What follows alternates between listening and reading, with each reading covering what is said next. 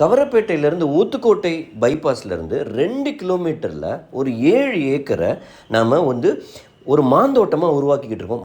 மாந்தோட்டனாலே நம்ம என்ன நினைப்போம்?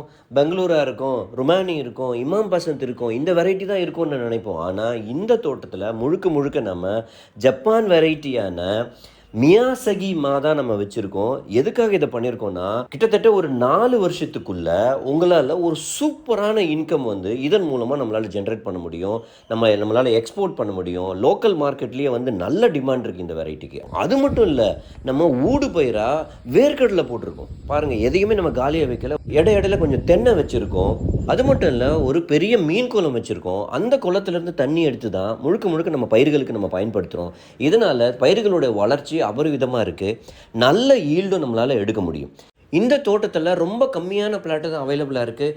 வந்து எக்ஸ்பீரியன்ஸ் பண்ணுங்கள். எக்ஸ்பீரியன்ஸ் பண்ணி நம்குடில் ஃபேமிலியோடு இணையுங்க. உங்களுடைய இன்வெஸ்ட்மெண்ட்டை இன்கம் ஜென்ரேட்டிங் இன்வெஸ்ட்மெண்ட்டாக மாற்றுங்க.